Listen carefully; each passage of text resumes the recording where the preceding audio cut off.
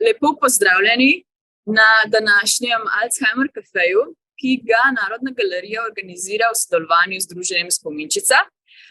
Danes je z nami profesor dr. Boris Rogelj, ki se nam bo predstavil s predavanjem molekularne in celične osnove demence.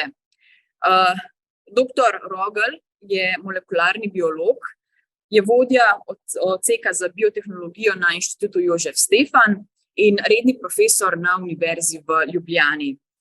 Raziskovalno delo je opravljal tudi na King's College v Londonu. Tam se je ukvarjal z molekularnimi in celičnimi vzroki za nastanek hudih bolezni živčevja, kot je na primer Alzheimerjeva bolezen. Za svoje raziskovalno delo je bil tudi nagrajen. Leta 2017 je prejel Lappanetovo nagrado, leta 2019 pa Zoisovo nagrado. Tako, to je bila taka kratka predstavitev, zdaj pa kar predajam besedo doktorju Roglu, samo še takole naštimam predstavitev.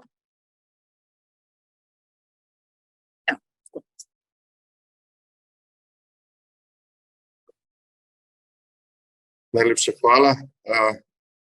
Veliko čast mi je, da vam lahko predstavim naše delo. Jaz sem tu samo en delček ene velike skupine znanstvenikov po svetu, ki se trudimo, kolikor zmoremo razumeti, kaj se dogaja v celicah, kaj se dogaja z našimi molekulami v celicah, ko pač nastopajo te hude bolezni, kot so pač Alzheimerjeva, frontotemporalna demenca. Ukvarjamo se tudi v bistvu z bolezni, ki prizadevajo gibanje, kot je amiotrofična lateralna skleroza, pač to so tudi poškodbe, na koncu poškodbe živčevja. No,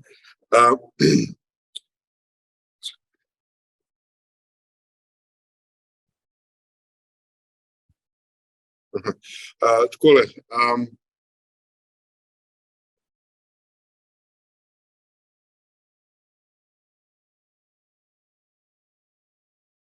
mislim, da bi uspelo. Okay. Ja, malo se. Okay. Tako, ja, v redu. Predavanje oziroma določene slike oziroma kar nekaj slik je najbrž zelo kompleksnih. Moram priznati, da je zelo težko meni pripraviti predavanje za pač posplošiti zadeve, ki jih delamo, je pač pravim, zadeve so zelo kompleksne, s čim se ukvarjamo, ampak pač to je naša stroka, jaz pač to mogoče znam delati, ostale stvari pa tudi ne znam, ne, tako da pač to je tisto, kar delamo pri nas, ne. Bomo pogledali patološke proteinske agregate, ne. Zdaj, to je neka osnova, najbrž vsi veste, da pač pri Alzheimerjevi neki seni proteini se nabirajo in da je to ena taka značilnost in to je v bistvu značilnost mnogih nevrodegenerativnih bolezni. Potem bomo pogledali, kako prihaja do tega. To so neka nova spoznanja v znanosti, kako v bistvu imamo tudi na en način normalno urejene celice, znotraj celic neke mehanizme, ki v bistvu na en način so zelo pomembni, na drug način pa v bistvu omogočajo tvorbo teh, kako bi rekel, agregatov, teh skupkov, ki so lahko pol nevarni v določeni fazi življenja. Jedrni transport, to pomeni celica ima jedro, kako ti proteini recimo grejo iz jedra v citoplazmo, to pomeni se selijo po celici in s tem, da se selijo po celici, pridejo recimo v predele celice, ki niso najbolj ugodni za te proteine, ne, in spet tam agregirajo, ne, ker pač ni ugodno za njih okolje. Nekaj bom malo pokazal, neke te nove metode raziskav možganov, na katerih pa v bistvu nekako zdaj razvoj terapij, meni se zdi, ki so mi rekli, da vam sem pol ure sem preskočil, ampak tudi pač lahko pa imamo diskusijo na to temo.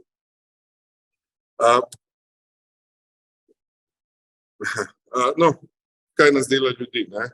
Pač v mnogih stvari so tudi možgani, 86 milijard nevronov in tam nekje do milijarda, 10 na 15 sinaptičnih povezav, ne? Zelo, zelo kompleksno omrežje in to je omrežje, ki ga v bistvu nekako od začetka, od rojstva naprej imamo. Ne, malo se prekraja, malo se spreminja, ampak v bistvu ti živčne celice imamo pač od začetka in ne morejo trajati celo življenje. Tako da ena od osnovnih pač faktorjev pri demencah, pri nevrodegeneracijah je staranje, ne. Pri staranju prihaja do določenih sprememb, pri teh spremembah so zgleda občutljivo živčevje, ne, pri pač ljudeh, ne, pri določeni populaciji, ne. Zdaj, tukaj imamo kar nekaj teh faktorjev, žal v angleščini, ne, ampak tudi za nekaj smo slišali, recimo telomere smo slišali vsi, pač podaljševanje telomer, oziroma je dobro za zdravje, ne, oziroma krajšanje telomer vodi v spremembe, ki so povezane s staranjem in z življenjsko dobo. Pol razni te mitohondriji, recimo, ki so pač, iz katerih pridobivamo energijo, začnejo odumirati.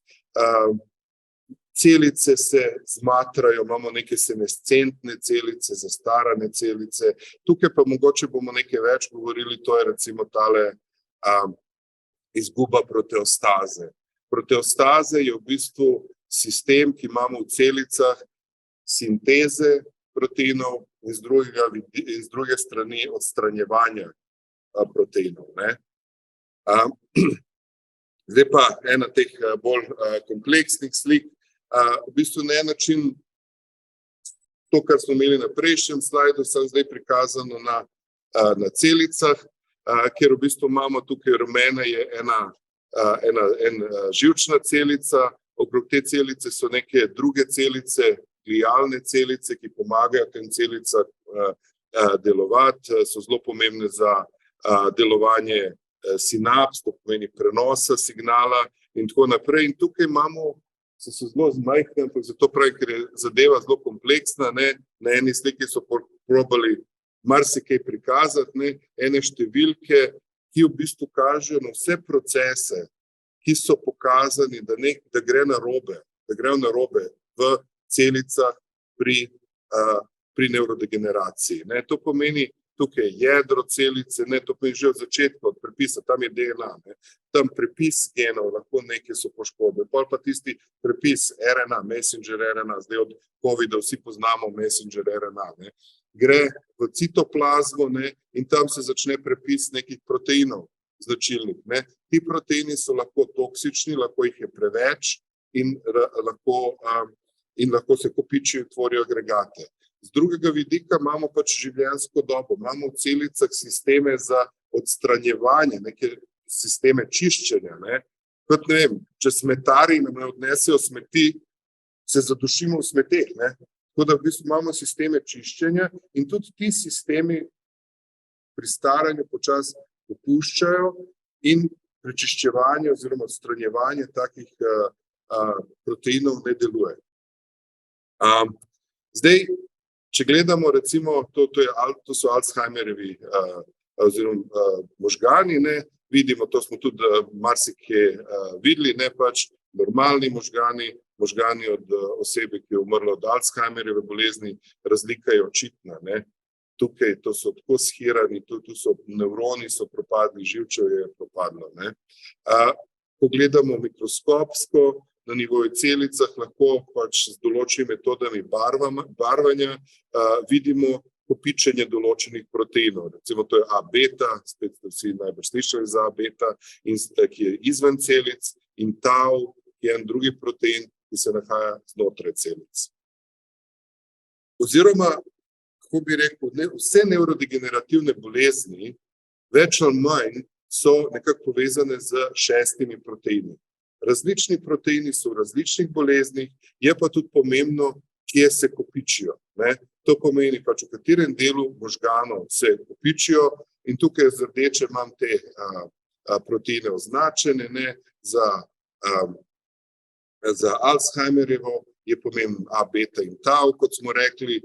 Zadnje čase rezultati kažejo, da 60% bolnikov ima tudi agregate proteina TDP43, ki v bistvu mi tukaj na Inštitutu Jožef Stefan tudi raziskujemo, ta TDP43. Potem pa imamo druge bolezni, tukaj pa pride še protein FUS, prionska bolezen, Creutzfeldt-Jakob bolezen oziroma bolezen norih krav, to je prionski protein, alfa-sinuklein, povezan je s Parkinsonovo boleznijo, to pa je teh 6 napisanih tukaj so nekako značilni. Značilno je pa tudi, v katerem delu možganov se pač kopičijo in na ta račun vidimo različne simptome. Zdaj mi nekako bolj raziskujemo ALS in frontotemporalno demenco, tako da recimo pred enimi 15 leti so ugotovili, da to so motorični nevroni, da 95% bolnikov pride do kopičenja tega proteina v nevronih.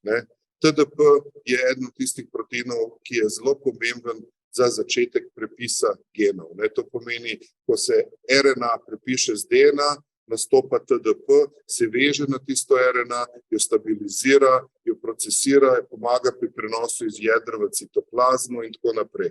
Hkrati pa je eden od tako imenovanih lepljivih proteinov, tako da moramo zelo regulirati, koga je v celici. Tudi pri frontotemporalni demenci je tudi 60%, tukaj imamo prerez možganov pri frontotemporalni demenci, vidimo protein TDP tukaj obarvan, tukaj pa jedro. TDP je jedrni protein, to modro pomeni, da se ne nahaja v jedru. To pomeni, imamo prvo kopičenje v citoplazmi, pa izgubo iz jedra. Kar je tudi pomembno je, kot sem rekel, da 60% Alzheimerjeve ima ta protein, oziroma zdaj se počasi odkriva, da četrtina Alzheimerjeve bolezni je lahko v bistvu dejansko proteinopatija TDP43. To pomeni, da je TDP43 tisti ta glavni. In lahko, da je tudi na ta račun določeni poskusi klinični in raziskave so bile malo, ko bi rekel, že imele tako težavo, ker v bistvu pač z eno terapijo poskušamo mogoče rešiti heterogeno bolezen, ima pač na molekularnem nivoju heterogena, simptomatsko se pa pokaže zelo podobno. Tako da tudi na ta račun recimo lahko te terapije ne funkcionirajo. Zdaj, pač kot sem rekel, v jedru ga ni, v citoplazmi je, tukaj schematsko, nenormalna celica, pri frontotemporalni demenci oziroma ALS-u, TDP se kopiči izven jedra, jedro je prazno in tvori take agregate v citoplazmi in sam nevron začne odumirati. Zdaj, eno tako vprašanje, nekateri ste mogoče že videli tole predavanje, tako da tisti mogoče bodite tiho, če ste videli že ta slajd, kaj je tole?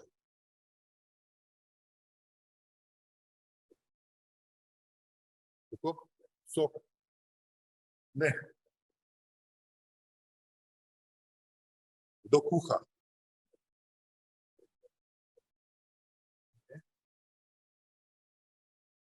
To je ena čaša, sicer pa nekaj noter ima.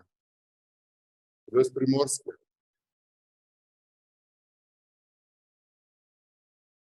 Kaj raste? Ni mimoza, so pa te pikice take. Kaj gremo nabirati tiste majhne zelene? Olivno olje, a ga je kdo daj v hladilnik? Ja, kaj se zgodi z olivnim oljem, ko ga damo v hladilnik? Tole, kaj je olivno olje? Olivno olje je mešanica, to že vemo, zdravo je, zato ker je mešanica različnih maščob noter. Ene maščobe so bolj topne, na hladnem, ene manj. To pomeni, ko ga damo na hladno, se začnejo tvoriti take kuglice, grudice. Čemu se reče fazna separacija. To pomeni znotraj v tekočini. Vemo recimo za fazno separacijo, fizika, tam recimo imamo voda, plin, trdno stanje, pač te prehode. Ne.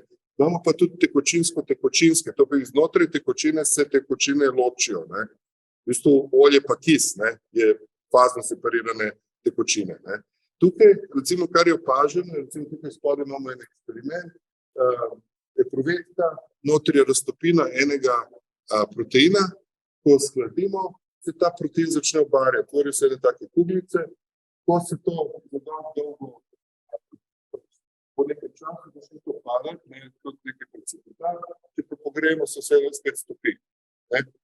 To pomeni, da raztopine proteinov lahko tudi nekaj podobnega delajo kot tale mešanica olj oziroma olivno olje. Ne.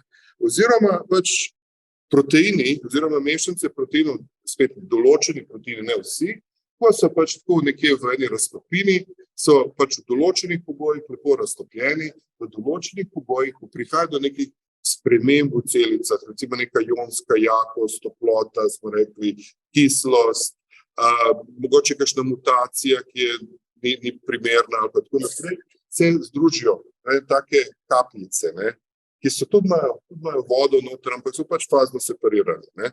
Oziroma, kaj je tukaj pomembno, in to sem povedal, ne, da je organizacija celic, za organizacijo celic je zelo pomembna tvorba teh kapljic. Ne. Tako da v bistvu v celicah, ne, pač osnove, ne, imamo jedro, ki je obdano z membrano, oziroma imamo te ene majhne organe, ki jim rečemo organele, ne, tam mitokondri, jedro in tako naprej. Ampak kar je zadnje čase ugotovljeno, da imamo še en drugi nivo teh organel, ki se jim reče nemembranske organele. Niso obdane z membrano, ampak se združijo skupaj kot fazno separirana kapljica. Ne? In tam potekajo določene funkcije, ki so zelo, zelo pomembne. Ne? Kaj se zgodi? Ne? V bistvu je, da znotraj teh kapljic se tudi kopičijo proteini, ki so značilni za nevrodegeneracijo, recimo TDP43, FUS in tako naprej, par teh proteinov, ki sem omenil. So združeni in če te kapljice predolgo trajajo, se začnejo znotraj kapljic še bolj med sabo interagirati in počasi prehajajo iz kapljice v neko fibrilarno stanje, v neko stanje, ki se tako združijo, ne, da se jih ne da več raztapljati. Ne. In v bistvu, ko se gleda recimo ta neka, to je tak graf, ki prikaže agregacijski potencial proteinov, ne, v tej modri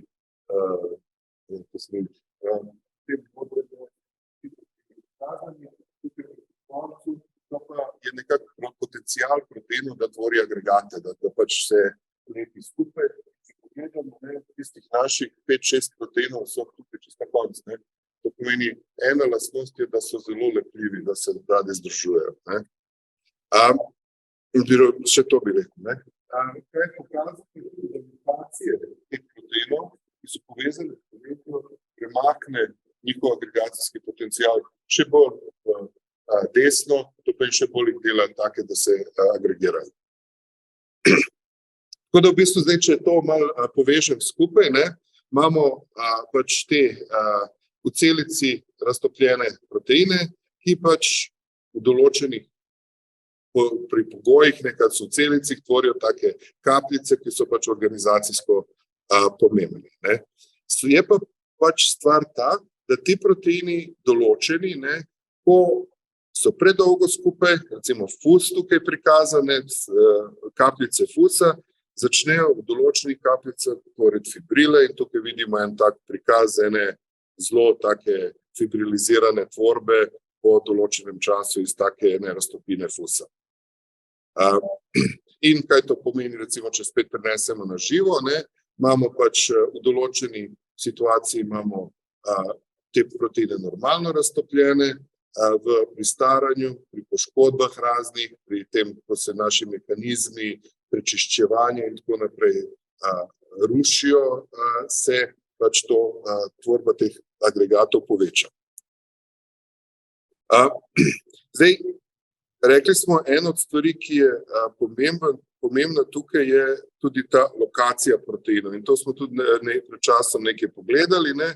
pač TDP-43, tole gre, citoplazmi se naredi, se sintetizira in pol gre v jedro, kjer opravlja svojo funkcijo. Tole je slika jedra in jedro je takole priluknjeno. Ima posebne kanalčke, skozi katero proteini grejo noter v jedro in tam predvsem pač stabilizirajo DNA in se ukvarjajo s prepisovanjem DNA v RNA.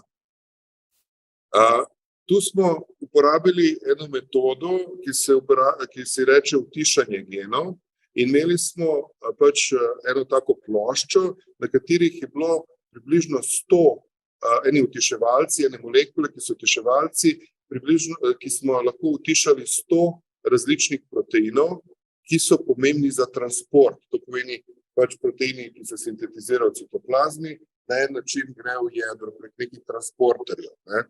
In potem smo naredili en tak pregled in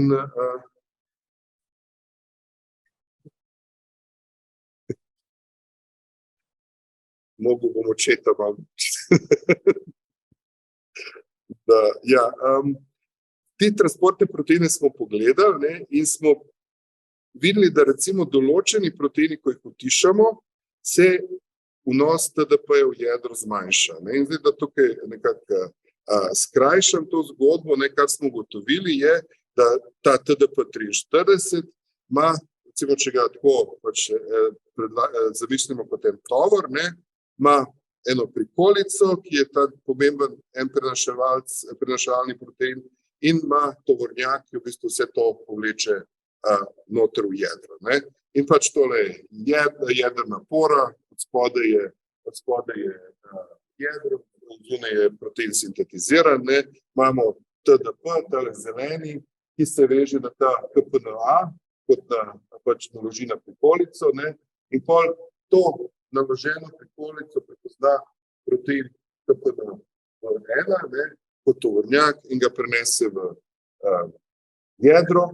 V jedru to razpade, tovornjak sam gre ven, to pomeni, da imamo še prikolico v jedru in TDP pač noter ostane, in rabi en drugi tovornjak, ki prepozna prazno prikolico, da ga pelje ven v citoplazmu, kjer se sprosti in lahko spet novo sintetizirani TDP spet nosi nazaj v jedro.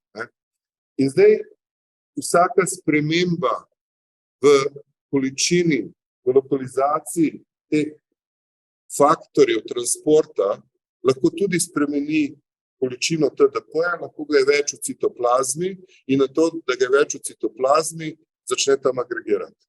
In to so v bistvu, kar smo mi ugotovili, recimo, da pri frontotemporalni demenci imamo zelo veliko pomanjšanje, tukaj je graf, tega proteina Cas. To je tale protein, ki iznaša ven prazni KPNA, prazno prikolico. In to imamo pač prikazano na biokemični nivoju, pa smo potem šli tudi gledati v predene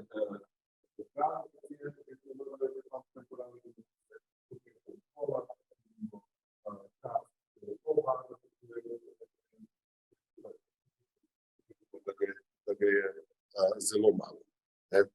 To pa nekako nakazuje na to poškodbo. Naprej smo pač nadaljevali te raziskave, kjer smo gledali bolj te prikolice, karioferine alfa, KPNA-je, in recimo ena stvar, kar je zelo pomemben model za raziskave tudi nevrodegeneracije, je vinska mušica, ker pač ima določene podobnosti pri procesih oziroma lahko marsikaj pomembnega celičnega in modeliramo na teh organizmih. In kar smo recimo v mušicah ugotovili, je, da v bistvu, ko prihaja do poškodb gena, ki je podoben človeškem KPNA4, imamo težave pri mušicah. Imajo neke težave z vedenjem, imajo neke težave z motoriko. In potem smo šli s tem smo šli pogledati KPNA4 tudi v človeških možganih, ne, in tukaj imamo protein tukaj imamo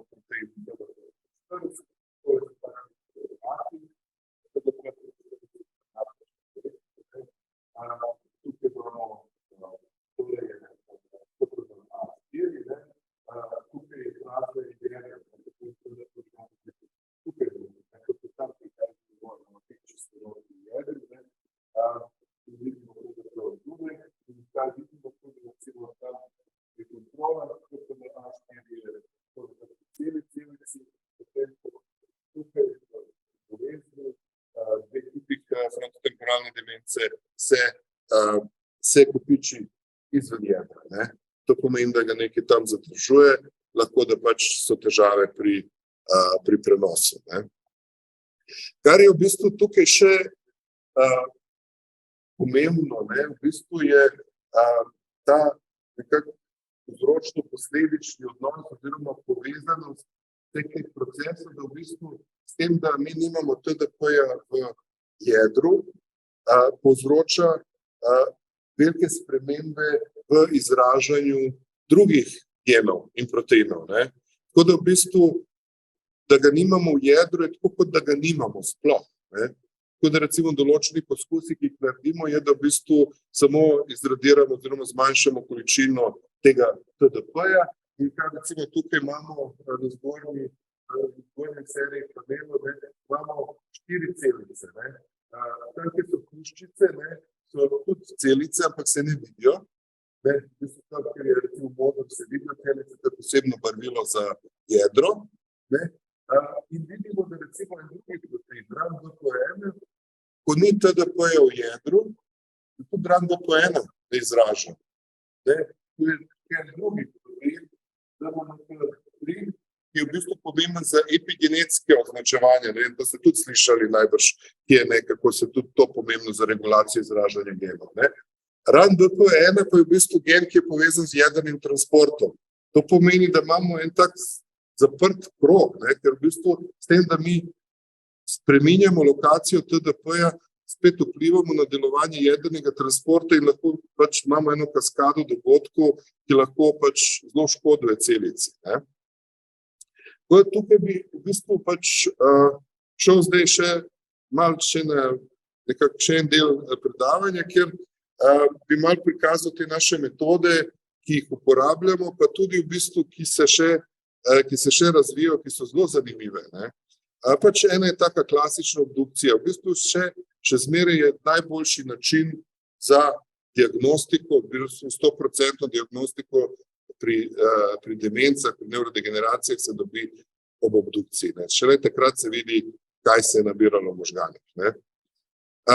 Ampak pač vemo minuse vsega tega, ne, pač to je že po smrti, pomoči ni, ne, je tudi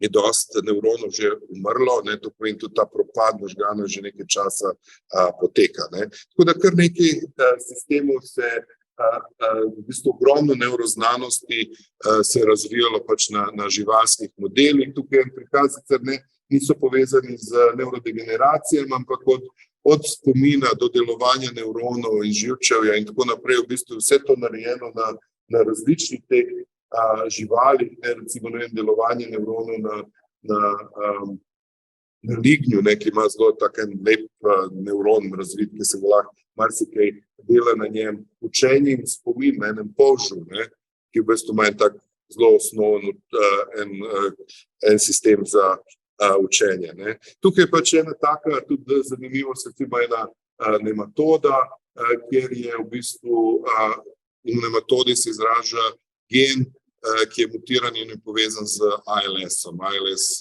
bolezen motorikov, ne. In zdaj bo to delovalo, ne. Tukaj pač normalna nematoda, zdrava, ne, se lepo miga, ne. Tale pa ima mutiran gen, se vidi s težavo, ne, da se premika, oziroma na tej sliki sta obe, ne, pa še zeleno obarvane, ne, in pač vidi se, da zgornja je zdrava, spodnja pa ima neko težavo v gibanju. Pol pa pač imamo tudi celične modele in v bistvu tukaj nekako tudi je bolj fokus našega dela tukaj na Inštitutu Jožef Stefan, kjer gledamo, kaj se dejansko dogaja v celicah. Te celice imamo različne tipe, določene so tudi pridobljene od pacientov, zdaj to je tudi zelo taka dobra oziroma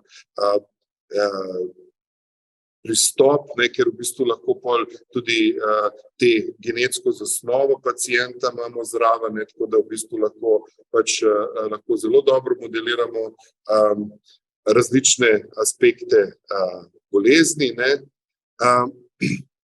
in pač te celice potem se tudi da nekako diferencirati, se jih da obrniti oziroma iz njih, da izrastejo nevroni, ki lahko tvorijo tudi taka omrežja.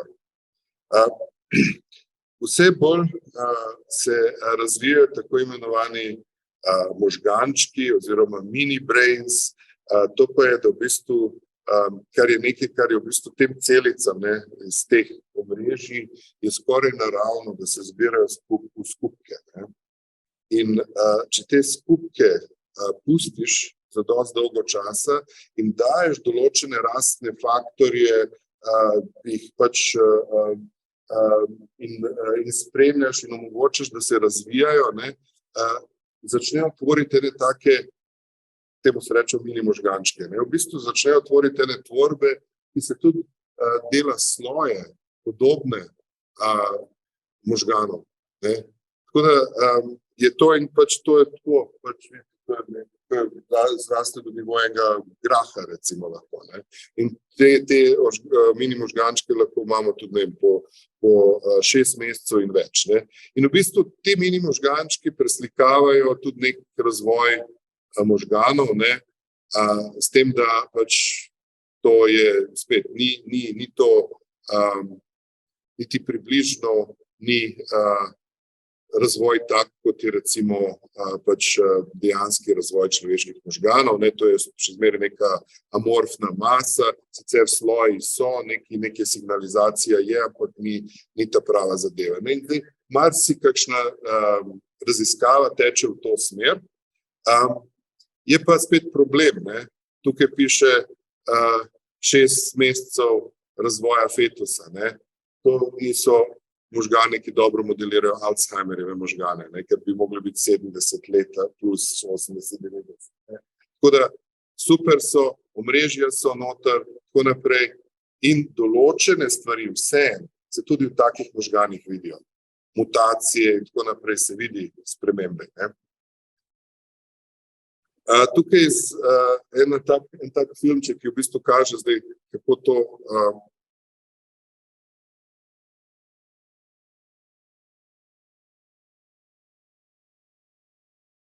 zgleda, tukaj, v bistvu, pred začnem, tukaj so v bistvu te zdaj grafke, se jih tudi da tako narediti te možgančke, da se v bistvu razvijajo različne tipe celic. Zdaj, v korteksu imamo v skori, imamo neke celice, ki so v bistvu efektorske, pošiljajo signale naprej iz korteksa, pol pa imamo recimo naslednje celice, so motorični nevroni, pač večina našega razmišljanja je usmerjena v gibanje, tako da v neki efekt ima, tako da v bistvu pač imamo pol lahko te organoide oziroma možgančke motoričnih nevronov, imamo te možgančke nekih ekscitacijskih, recimo kortikalnih nevronov, pa lahko to vse skupaj združimo še z enim organoidom mišic. In to so to trojno, to je združi skupaj v krveti in kar je zanimivo, to je kolega, ki nam je to predstavil, enkrat nam je rekel, da so zelo dolgo razmišljali, kako bomo te 3 organoide skupaj zlepili. In so jih v bistvu na koncu, 1 leto so razmišljali, pa so jih sam dali v krveto in so jih pustili par dni in so se sami. Efektorski kortikalni so začeli pošiljati zrastke v motorične motorični naprej v mišični organoid. Ne.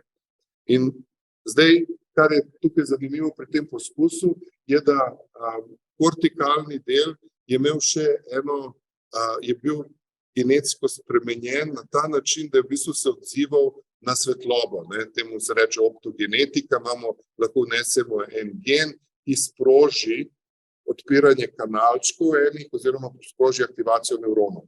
Pomeni, dačemo svetlobo, nevron se aktivira, ne, in se sproži signalna kaskada. Ne. Tako da, ne vem, bo zdaj v tem filmu, ne, se moramo začeti.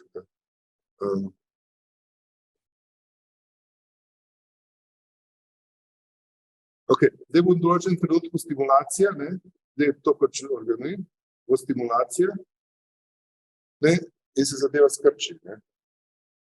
Pol pa naprej so recimo imajo tudi neka barvila, ker to je barva se kalcij, ne, pač ion, ki se sprošča, ko pride do stimulacije. Ne. Stimulirana svetloba in se kalcij sprošča. Tako da v bistvu, ne vem, jaz sem kar, bom tukaj rekli, meni so rekli pol ure, ne, jaz bi lahko ure in ure tukaj govoril o tem, ampak če vas kaj drugega zanima, ne, lahko pač naprej se zdaj pogovarjamo. To so pač samo uvodi v par različnih tem.